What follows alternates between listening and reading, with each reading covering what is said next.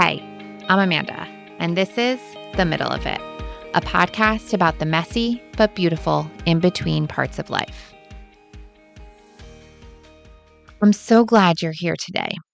This episode is kind of growing out of experiences I'm going through, experiences my friends are going through. Lately, I've been watching a lot of people I love go through really hard things. We've all been going through hard things. And I've noticed something interesting, not just in them, but also in myself. We don't really know what to do when someone we love is in pain. We don't really know what to do when someone we love is going through the hard stuff. We want to help. We want to make it better. We want to say the right thing. And most of us are terrified of saying the wrong thing. So we fill the space, we offer advice, sometimes too fast. We reframe before the pain has even landed. We try to be helpful, but sometimes without meaning to, we can make people feel more alone. So today I want to talk about how to support people through difficult seasons. Definitely not as an expert and not as someone who's figured it all out, but as someone who has been on both sides of this recently. I'm someone who's needed support and someone who has learned, sometimes the hard way, how to give it better. This episode is about listening, about presence, about service that doesn't come with instructions, and about the truth that love and support all by themselves are enough. So let's start here because this matters. Most people don't rush to fix because they're insensitive. They rush to fix because they're uncomfortable. Pain makes us anxious. Other people's pain, especially people we care about, makes us feel powerless.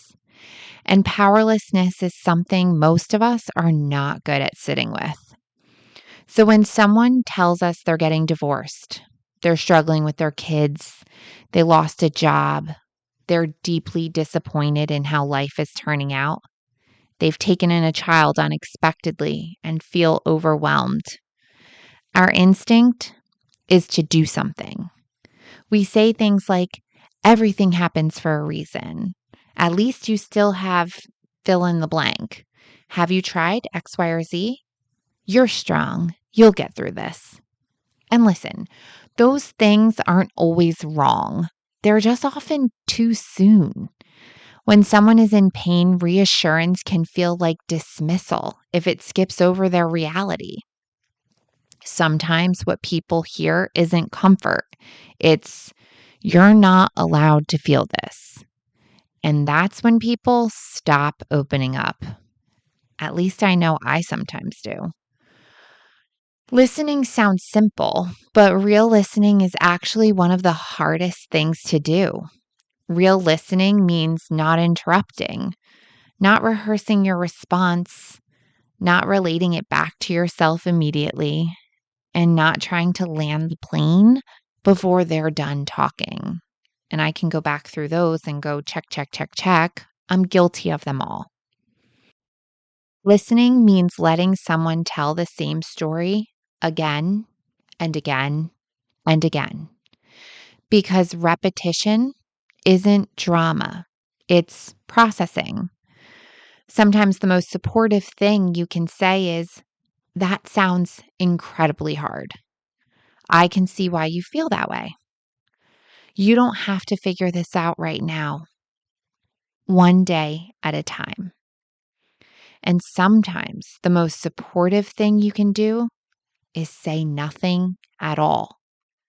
Just sit there. Not fix the silence, not reaching for meaning, just sitting and staying. Try not to judge paths you've never walked. If you've never been divorced, listen.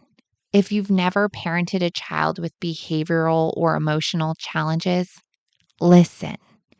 If you've never faced job loss, infertility, addiction, custody issues, or sudden responsibility, listen. There is humility in saying, I don't know what I'd do in your position. Certainty is not compassion. Curiosity is. And judgment, especially quiet judgment, creates distance people can feel immediately. You don't have to agree with every decision to offer love. And you certainly don't have to understand to show up. Here's a rule I try very hard to live by, and not always perfectly, unfortunately, for my friends. If advice is needed, it will be asked for. Until then, it's not my job to direct, it's to support. Before offering suggestions, try asking, do you want advice or do you just want me to listen? Would it help to talk through all your different options or do you just want to vent? Those questions can completely change how supported someone feels. And when advice is asked for, keep it gentle, keep it flexible, keep it human. Not you should, but one thing that helped me was support doesn't always look emotional. Sometimes it just looks practical.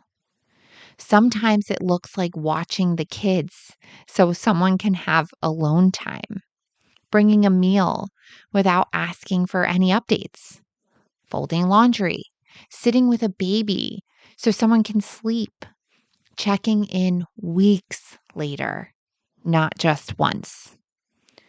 Service is not typically grand gestures. It's consistency.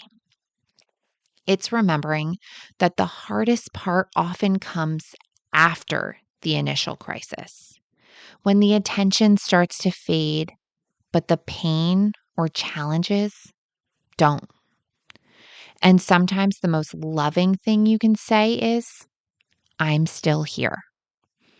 Holding space without trying to fix it means allowing someone to feel fear, confusion, grief, anger, uncertainty without trying to clean it up. It means trusting they are capable even when they don't feel like it. Because when people feel truly supported, something incredible happens. They find strength, not because they were told what to do, but because they were held while they figured it out. Support doesn't remove pain, but it really does make pain survivable. If you're listening to this and you're the one struggling, I want you to also hear this. You don't have to be okay to be loved. You don't have to have answers to deserve support. You are not a burden for needing help. And if you're listening because you want to show up better for someone else, thank you. The world doesn't need more solutions. It needs more people willing to stay. Love and support is service in and of itself. Holding space without judgment, without urgency, without conditions can give someone the strength to make it through the hardest season of their life. And sometimes that's everything. So now I want to pause, and I'm talking directly to the person listening who's struggling, the one who doesn't know how to ask, the one who says, I'm fine out of habit, the one who worries they're too much, the one who's afraid that if they're honest, they'll be judged. If that's you, this part is for you. Needing help does not mean you are weak. It means you're human. So many of us were taught that strength looks like handling things alone, that being low maintenance makes us more lovable, that asking for help is an inconvenience to someone else. And that belief keeps people isolated in the moments they need connection the most. Here's the truth. Most people want to help. They just don't know how. They don't know what you need. They don't know what's welcome. They don't know how much to step in or step back. So they hesitate. They wait for cues. Sometimes they assume silence means you've got it. And sometimes that silence is really just you in survival mode, isn't it? Asking for help brings up tons of fears. I know it. Fear of being a burden, fear of being judged, fear of hearing no, fear of owing someone something back. Especially if you're already overwhelmed, the emotional labor of explaining what you need can feel impossible. So instead, you push through, you manage, right? You hold it together until you can't. And by the time you're desperate, asking feels even harder. But here's the thing we don't talk about enough. You are not taking from people when you let them help you. You are giving them an opportunity to be of service to you, to love you. Service is not one-sided. Connection goes both ways. You don't need a perfect speech. You don't need to justify what you're going through. You don't need it to make it easy for them to hear. Sometimes reaching out can just be, hey, can you check on me this week? I'm having a hard time. Or, I don't want advice. I just need to talk. Can you hear me for 10 minutes? Or even, I'm not okay and I don't know what I need. Can you sit with me? When you ask for something specific, it does make it easier for people to show up. Not because you need to frame your pain in a certain way, but because clarity removes uncertainty for them. And if words feel too heavy, send a text. Even just, can I come over? It does not need to be wordy or articulate to be worthy of support. This part is hard for a lot of people, so I'm going to say it gently. When someone offers help and you immediately say, no, it's okay, I don't want to bother you, I'll figure it out, ask yourself why. Is it because you don't actually want the help or because accepting it makes you uncomfortable? Letting people show up for you doesn't mean you're incapable. It means you trust them. And trust is a gift. You don't have to take everything. You don't have to accept every offer from every person. But you can say, thank you. I really appreciate that. Or, yeah, that would really help. You are allowed to receive. Shame tells you you should be further along. You should be handling this better. You're asking for too much. Shame isolates. Service and connection heal. You don't have to share everything with everyone, but you do deserve at least one place where you can be honest. Sometimes asking is the first crack in the wall. I, for one, am very well versed in finding community on Facebook before I can find it in my own neighborhood. Start there. Start small. Even reaching out virtually matters. If you're in the middle of something heavy, I want you to hear this. You do not need to earn support by suffering silently.